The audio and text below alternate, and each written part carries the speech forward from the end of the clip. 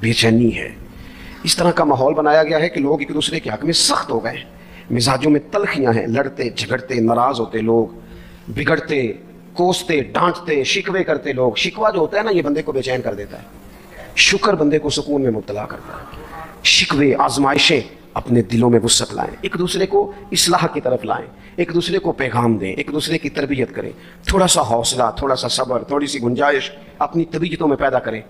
اپنے بچوں پر سب سے زیادہ نگرانی یہ کریں کہ ان کا اخلاقی معیار کیا ہے۔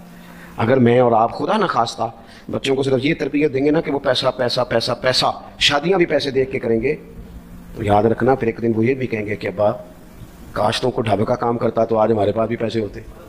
پھر باپ سے بھی پیسوں کا ہی مطالبہ ہوگا، پھر لوگ ماں باپ بھی پیسوں کے لیے چھوڑ کے چلے جاتے ہیں۔ پھر جب آپ نے تربیت جس چیز کی تھی تو نتیجہ بھی تو وہی برآمد ہوگا۔ یہ تو نہیں ہو سکتا کہ بندہ بیج کوئی اور لگائے اور درخت کوئی اور نکلا، یہ ہو نہیں سکتا۔ اگر ہم اپنے باپ سے روز جھگڑا کریں گے 5 مرلے کے لیے تو یاد رکھنا پھر ہمارا بیٹا 1.5 مرلے کے لیے بھی جھگڑا کرے گا، پھر معاملہ اس طرح کا مرتب ہوگا۔ ایک دوسرے کو اخلاقی پیغام دینا ضروری ہے۔ آخری بات آپ کی خدمت میں عرض کرنی ہے، اور یہ میری خواہش ہے کہ آپ اس پر زیادہ توجہ کریں گے انشاءاللہ۔ آپ سارے ویڈیو بنائیں، مجھے کوئی اعتراض نہیں، پر مہربانی کریں دیکھیں تو میری طرف نہ۔ جب آپ لائیو چلاتے ہیں تو پھر اسی کو دیکھتے ہیں، وہ پھر کہتا ہے کہ یہ کومنٹس آ گیا تو دوسرا آ گیا۔ اللہ کرے میری بات آپ کے دل میں اتر جائے، آپ تھوڑی سی توجہ کریں، میں کیا عرض کرنا چاہتا ہوں، غور کریں میرے بھائی۔ ملک میں نا مہنگائی تیزی سے عروج پکڑ گئی ہے، اور مہنگائی جب ہوتی ہے نا تو امیروں نے تو مال بیچنا ہوتا ہے تو ان کا دگنا ہو گیا تو وہ تو اور امیر ہو گئے، تو غریبوں کے لیے مشکلات بڑھ گئی ہیں۔ جو طبقات بیچارے تنخواہ دار تھے، کمزور تھے، میری طرف دیکھیں جناب، وہ اور کمزور ہو گئے۔ ہمیں زیادہ تو نہیں لیکن اتنا ضرور کرنا چاہیے۔ یہ قرآن پر دے دیں، یہ مجھے دے دیں، تشریف رکھیں آپ۔ عزیز بھائی تھوڑا سا نا، زیادہ نہیں، 3 لوگ مل کے ایک غریب آدمی کا خیال تو رکھ ہی سکتے ہیں نا، لیکن غریبوں سے بھی عرض کروں گا سہارا بندوں کو نہیں بنایا کرتے، سہارا رب رسول کو بنایا کرتے۔ کسی سے تھوڑی سی مدد لینا تو ٹھیک ہے، چلو آگے جانے کے لیے تھوڑا سا سہارا لے لیں کہ اب مشکل ہے تو یہ کراس نہیں ہو رہا رستہ، تھوڑا سا سہارا تو لے لیں۔ لیکن جو لوگ مستقل سہاروں پہ آ جاتے ہیں ان کا تو پھر اپنی طاقت ہی ساری ختم ہو جاتی ہے۔ گردن کو جھکا دیتا ہے خیرات کا پتھر، جہاں میں مانگنے والوں کے سر کبھی اونچے نہیں ہوتے۔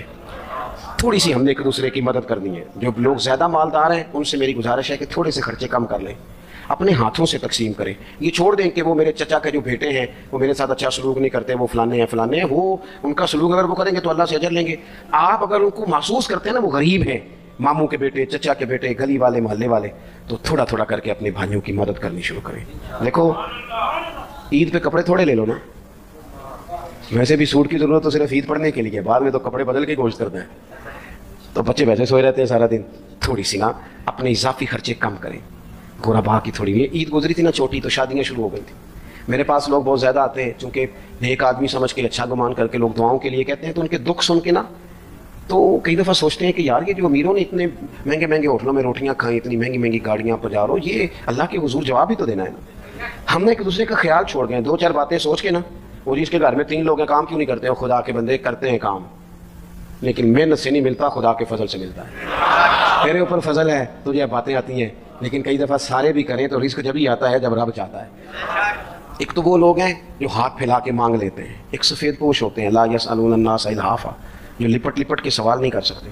ان کو دیکھیں، بالخصوص اپنے بہن بھائیوں میں، قریبی رشتہ داروں میں، پڑوسیوں میں تھوڑی تھوڑی لوگوں کی مدد کریں، اور اپنے خرچے بتدریج کم کریں۔ خواہش تو بچوں کی طرح ہوتی ہے، ایک خواہش پوری کریں تو دوسری پیدا ہو جاتی ہے، دوسری پیدا کریں تو 4 خواہشیں اور کھڑی ہیں۔ نفس تو بچے کی طرح ہے، اپنی خواہشات تھوڑی کم کر کے۔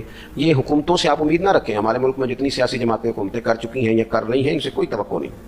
یہ بیچارے تو اپنے جھگڑوں سے باہر نہیں آتے، انہیں کیا خبر کہ غریب کہاں بستا ہے۔ جب تک بندہ وہاں سے ہو کے نہیں نہ گزرتا جو اصل جگہ ہے، تمہیں یہ جو تم اے سی والے کمروں میں بیٹھ کے اور جناب نیسلے کی بوتلیں رکھ کے پریس کانفرنس کرتے ہو، تمہیں کیا پتا ہو، تمہیں کیا خبر ہو کہ بچوں کی فیس دینی ہو تو بوڑھے ماں باپ پہ کیا گزرتی ہے؟ تمہیں کیا خبر ہو کہ عید آ گئی ہے تو بوڑھے کس طرح مشورے کر رہے ہیں کہ اگر عید کر کپڑے نہ کر لیتے ساس گلہ کرے گی؟ تمہیں کیا خبر ہو کہ کچھ غریب ایسے بھی ہیں جو بیچارے رات کو مشورہ کرتے ہیں کہ صبح ناشتے میں گھی کہاں سے لانا ہے، بچوں کے پراٹھوں کے لیے تو گھی بھی نہیں ہے، گندم امیر شہر کی ہوتی رہی خراب، اور بچی کسی فقیر کی فاقے سے مر گئی۔ خدا را مہربانی کریں، گنجائش پیدا کریں۔ بندہ کبھی بھی جیب کا سخی نہیں ہوتا، بخاری شریف میں پورا باب ہے یہ بندہ غنی دل کا ہوتا ہے.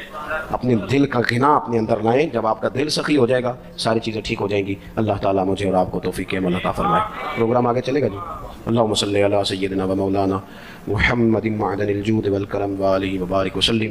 اللہ ہماری حاضری کو قبولیت کا درجہ عطا فرما, ہمارے گناہوں کو معاف فرما, ہماری غلطیوں سے درگزر فرما, علم نافع عمل صالح کی توفیق عطا فرما. اللہ بیماروں کو شفا دے دے, مقروضوں کو قرضوں سے رہا کر دے, تنگ دستوں کو وسعت رزق دے دے, بے اولادوں کو صاحب اولاد کر دے, اولاد والوں کی اولاد کو فرما بردار بنا دے. اس مسجد کو, حاضرین کو, مہمانوں کو, بندوبست کرنے والوں کو, سب کو بہترین صلہ عطا فرما.